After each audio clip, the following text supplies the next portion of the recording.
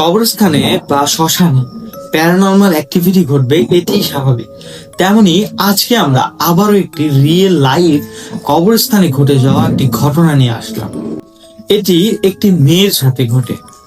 তো আমি ঘটনাটি বলতে শুরু করব। তার আগে বলে দিই, যারা আমাদেরকে ঘটনা পাঠাইতে চান তারা চাইলে আমাদের এখানে কমেন্ট করতে পারেন, অথবা আমাদেরকে ফেসবুক পেজে আপনি চাইলে ভয়েস রেকর্ড করে পাঠাইতে পারেন, আপনি চাইলে ভিডিও রেকর্ড করে পাঠাইতে পারেন, আপনি চাইলে লিখে পাঠাইতে পারেন।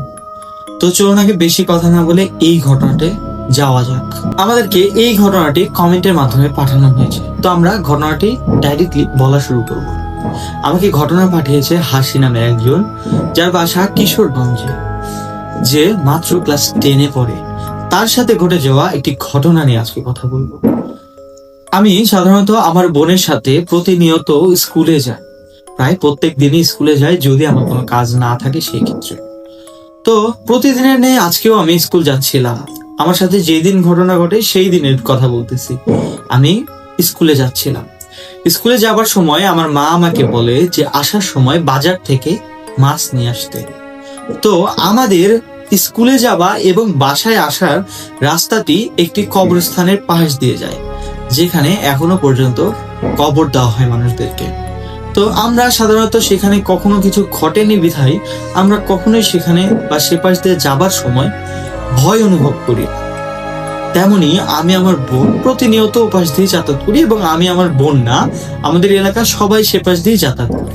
আমার বাবা মা বা যেই হোক, বাজারে যাওয়ার প্রয়োজন হলে বা স্কুলে যাওয়ার প্রয়োজন হলে বা শহরমুখী যে কোনো জায়গায় যাওয়ার প্রয়োজন হলে আমাদেরকে ওই রাস্তাটা ব্যবহার করতে হয়, আমাদের গ্রাম থেকে যেতে। তেমনি আমি আমার বোন সকালবেলা স্কুলে চলে গেলাম।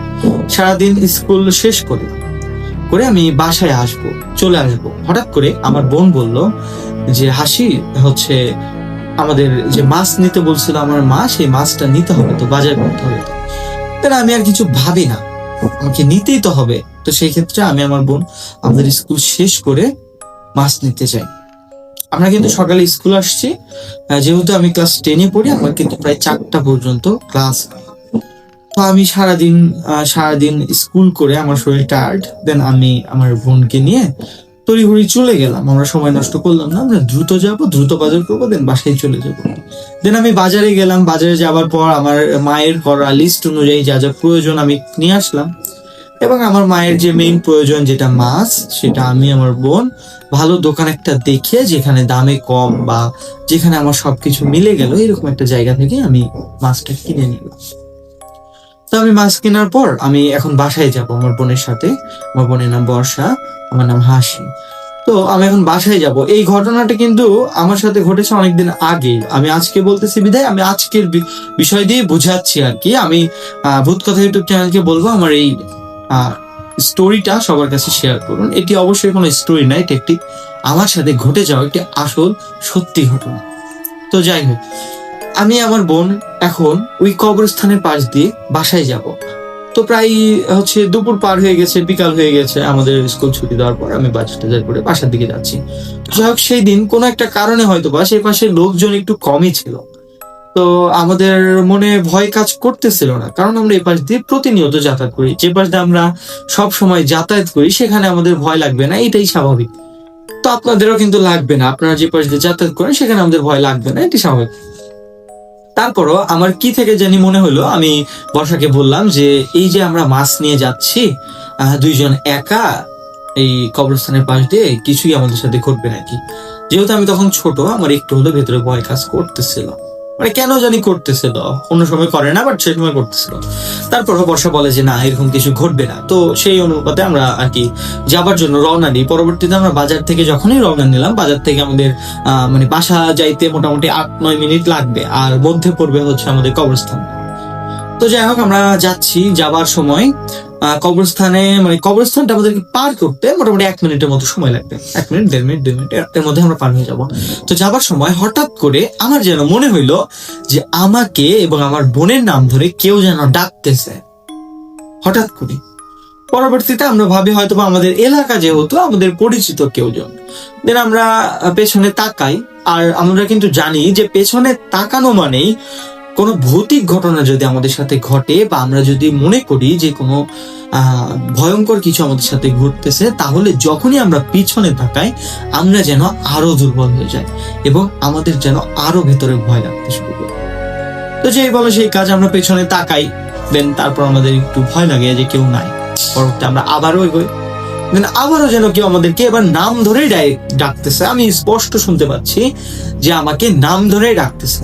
পরে আমি মনে করি যে এটা আমার কোনো ভুল কিনা। আমি আমার বোনকে জিজ্ঞেস করি এবং সেও বলে যে হ্যাঁ, সেও এই রকমই একটা ডাক শুনতে পাচ্ছে, যে হাসি বর্ষা মাছটা আমাকে দিয়ে যান।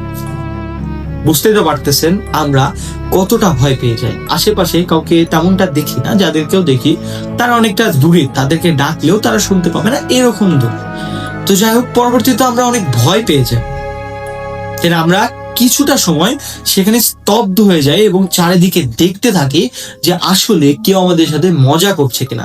কারণ আমাদের বয়সটা তখন কম, আমাদের ফ্রেন্ড সার্কেলরা অবশ্যই আমাদের সাথে মজা করতে পারে এই ভেবেই আমরা সেখানে একটু দাঁড়িয়ে থাকি এবং চারিদিকটা একটু দেখার চেষ্টা করি যে কেউ আমাদেরকে ভয় দেখাচ্ছে। পরবর্তীতে কিছুক্ষণ পর আমি সেম ডাক, আমার বোনও সেম ডাক, সেম আওয়াজ আবারও শুনতে পাই। এবার আমরা অনেক ভয় পেয়ে যাই এবং সেখানে আর এক মুহূর্ত দাঁড়ায় না। আমরা সেখান থেকে হাঁটা শুরু করি বাসার দিকে যাওয়ার সময়। হঠাৎ করে কেউ যেন আবারও আমাকে পেছন থেকে ডাকতেছে, বাট আমি আর সেবার পেছনে ফিরে তাকাই না। আমি আরো দ্রুত সেখানে যাব, মানে বাসার দিকে যাওয়ার চেষ্টা করি। একটু লক্ষ্য করি যে আমার হাতে মাছটা নেই। জানি না হঠাৎ করে মাছটা কোথায় চলে গেল বা আমার হাত থেকে যে কেউ কেড়ে নিয়েছে সেরকমটাও আমি বুঝতে পারিনি, বাট আমার হাত থেকে যেন মাছটা নাই হয়ে গেল। তখন তো আমি অনেকটা ভয় পেয়ে যাই এবং দৌড়ে বাসায় চলে আসি আমি, আমার বোন। এসে আমার মাকে সবকিছু খুলে বলি। তারপর থেকে আমার মা আমাকে এবং আমার বোনকে কখনোই আর সেপাশ দিয়ে একা যেতে দেয় না। এরপরও কয়েকবার আমি আমার ফ্যামিলির সাথে সেপাশ দিয়ে গিয়েছি এবং আমাদের স্কুল কলেজ করার পরিপ্রেক্ষিতে আমি ওপাশ দিয়ে যাতায়াত করেছি, বাট কখনো এরকম ঘটনা আমার সাথে আর দ্বিতীয়বার ঘটেনি। কিন্তু আমার মনে হলো যে যেই ঘটনাটা আমার সাথে ঘটেছে এই ঘটনাটা কাউকে শেয়ার করা উচিত। এই জন্যই আমি ভূত কথা চ্যানেলে আমাদের ঘটনাটা শেয়ার করেছি। তো জানি না ঘটনাটা আপনাদের বিশ্বাস হবে কিনা, কিন্তু আসলে এই ঘটনাটা আমাদের সাথে ঘটেছে। তো এই ছিল হাসির ঘটনা। জানি না ঘটনাটা সে সত্যি পাঠিয়েছে নাকি তার মন গড়া, বাট আমি বিশ্বাস করি আমাদের অডিয়েন্সকে কেউ কখনো মিথ্যা ঘটনা শোনাবে না। আপনাদের জীবনেও যদি এমন কোনো ঘটনা ঘটে থাকে তাহলে অবশ্যই ঘটনাটা আমাদের কাছে শেয়ার করুন। আপনি চাইলে ফেসবুকে আমাদেরকে লিখে পাঠাইতে পারেন, আপনি চাইলে কমেন্ট করে পাঠাইতে পারেন, আপনি চাইলে অডিও রেকর্ড করে পাঠাইতে পারেন, আপনি চাইলে ভিডিও রেকর্ড করে পাঠাইতে পারেন। তো অবশ্যই ভূত কথা ইউটিউব চ্যানেলের সাথে থাকবেন, আপনি ভালো থাকবেন এবং আপনার পরিবারকে ভালো রাখবেন। দেখা হচ্ছে পরের কোনো সত্য ঘটনাকে। অবশ্যই ভূত কথা ইউটিউব চ্যানেলটি সাবস্ক্রাইব করে রাখবেন।